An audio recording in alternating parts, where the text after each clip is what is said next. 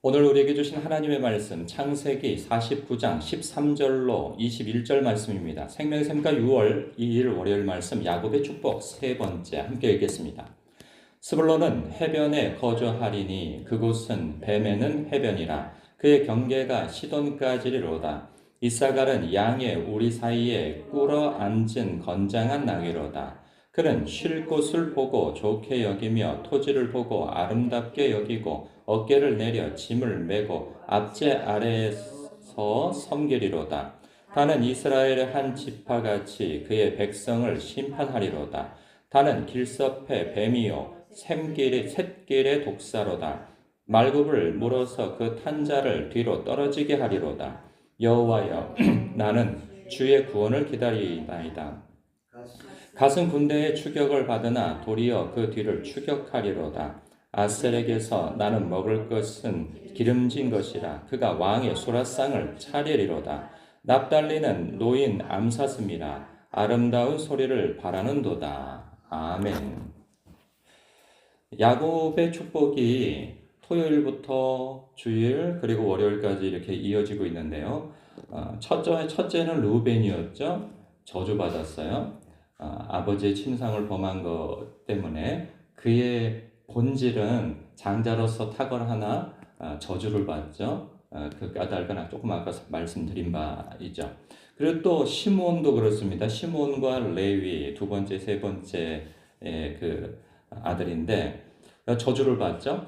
아버지의 허락을 받지 않고 세겜 땅에서 디나 여동생이 겁탈당한 것 때문에 세겜 사람들을 속여서 그것도 거룩한 하나님의 언약 맺는 것, 즉 할례를 거짓으로 행하게 하여서 그들이 무기력할 때 다 몰살을 해버리죠. 그런 것 때문에 저주를 직접적으로 받습니다. 너희들은 흩어짐을 면치 못할 것이다 라고 말이죠. 그리고 또 유다에 대한 예언이 있었는데 축복을 받았어요. 그것은 그가 대속한 까닭이죠.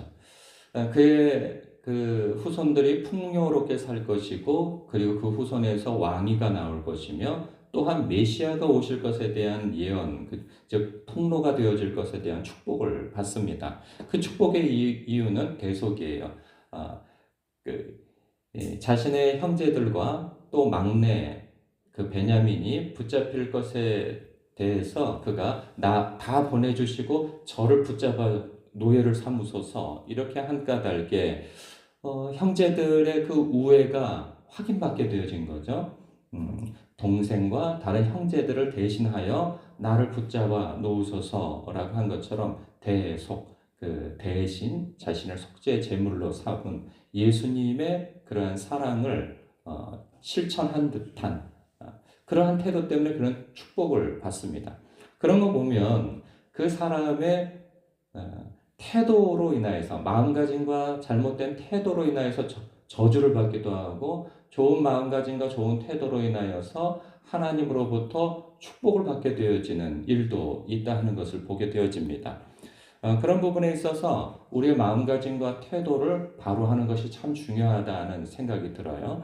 그리고 이어서 스불론과 이사갈과 단, 갓, 아살, 납달리는 그런 어떤 저주나 축복이 따로 있지 아니하고 그들에 대한 예언이 주어집니다. 그리고 축복과 더불어서 보면 우리가 이 말씀을 묵상할 때, 그래요. 개인적으로 말씀을 묵상할 때, 이걸 어떻게 어떤 생각이 듭니까? 묵상이 되어집니까? 그래서 이 말씀이 내게 삶에 적용이 되어집니까? 쉽지 않아요. 나랑 특별히 상관이 있어 보이지가 않기 때문에 이게 참 어려운 거죠. 이럴 때, 이렇게 쉽게 묵상하는 경우도 있어요.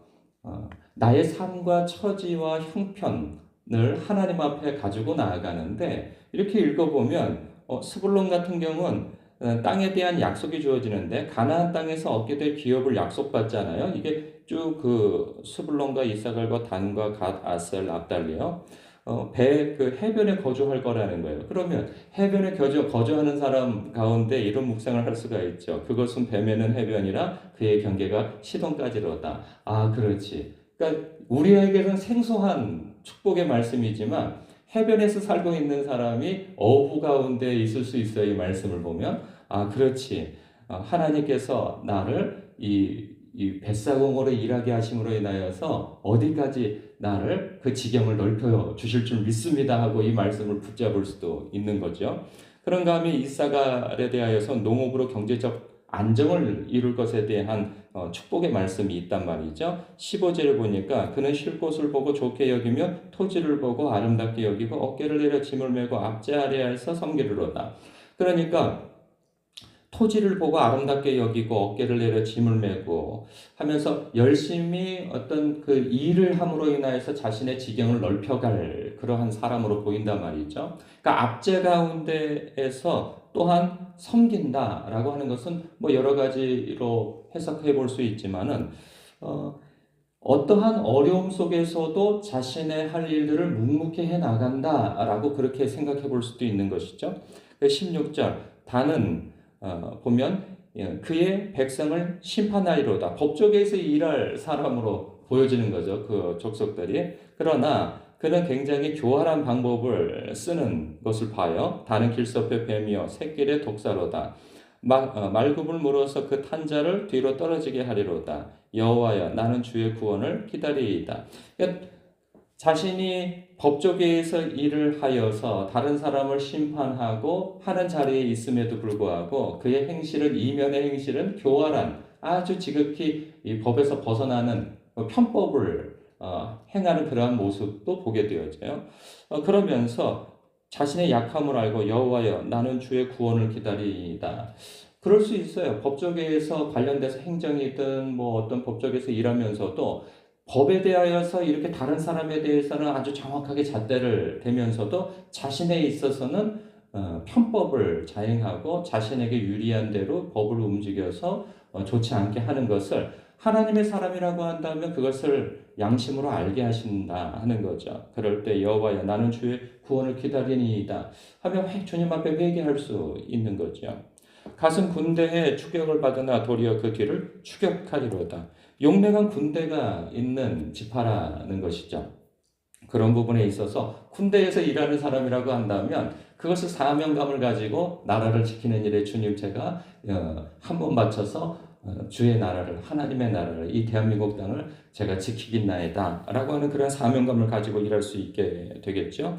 아셀은 질 좋은 농작물을 재배하고 길러 이 주변 지파를 이롭게 하는 사람이에요. 그러니까 왕이 소라상을 차릴 정도라고 한다면 특산물 아주 좋은 것을 잘 길러내는 사람이라는 거죠.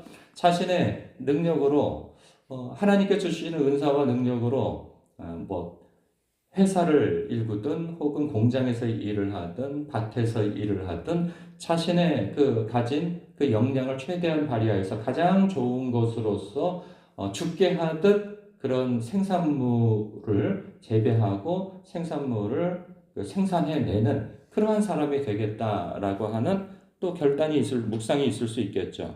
납달리는 암사슴이라 납달리는 노인 암사슴이라 아름다운 소리를 바라는도다. 예수를 통해서 주변을 행복하게 할 사람으로 보입니다. 그러니까 이렇게 어찌 보면 좀 쉽게 묵상할 수가 있는 거죠. 나와 연관시켜서 하나님 앞에 그리고 그 말씀을 붙들고.